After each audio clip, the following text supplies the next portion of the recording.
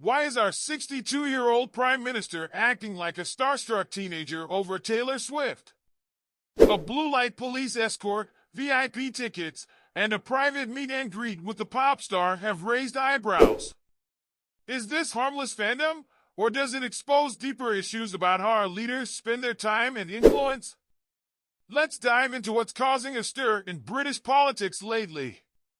Sir Keir Starmer, the Prime Minister of Great Britain, attended not just one, but two Taylor Swift concerts in August, and he wasn't just any ordinary fan. He and his family were granted a private audience with the global pop sensation after her Wembley concert. To make matters even more interesting, his tickets, valued at £2,800, were provided by Swift's record label. The entire spectacle, from a police escort for Swift to the PM's personal rendezvous, has drawn criticism from many who see this as a sign of misplaced priorities. Stephen Glover, writing in the Daily Mail, highlighted the absurdity of a man in late middle age seemingly bending over backward to win the favor of a pop star.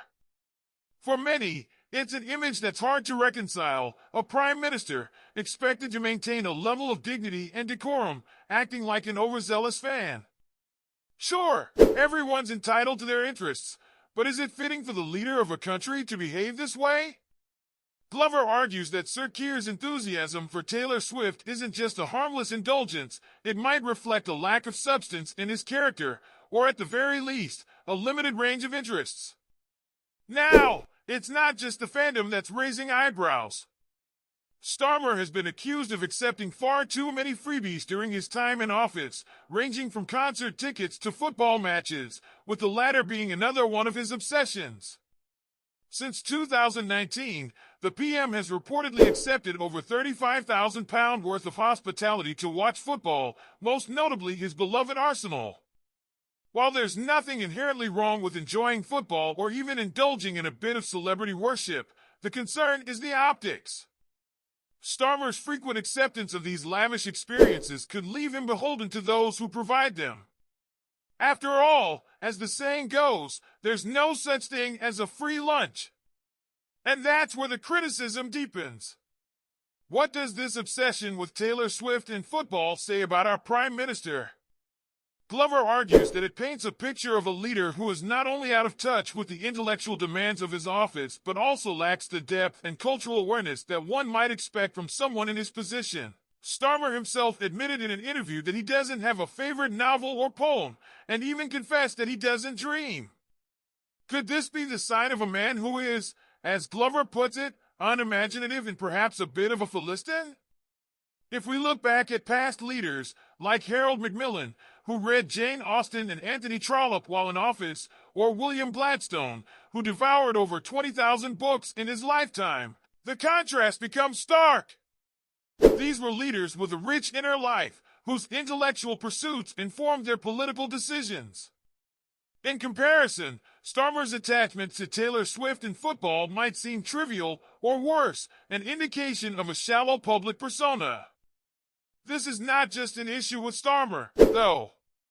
His cabinet members, too, have been criticized for similarly populist and, at times, undignified behavior.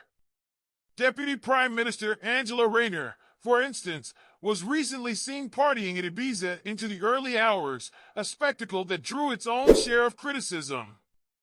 And while Starmer was busy attending Taylor Swift concerts, other Labour MPs were also joining in the fun, with several receiving free tickets to the singer's performances.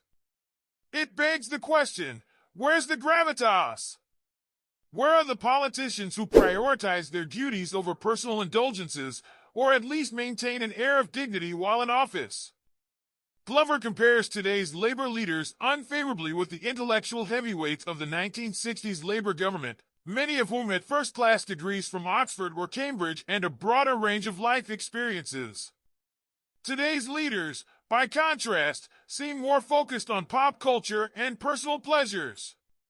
But this isn't just about old-fashioned values or resisting the allure of modern-day celebrity culture.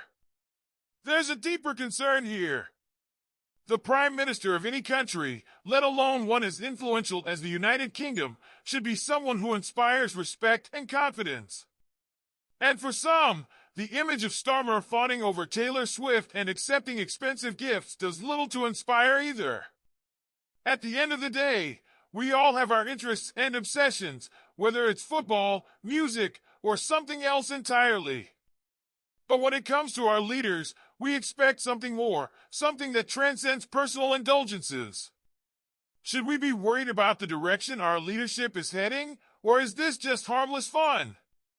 Let us know your thoughts in the comments. If you found this video thought-provoking, don't forget to hit like, subscribe to the Fame Journey, and turn on notifications for more deep dives into the stories that shape our world. Thanks for watching!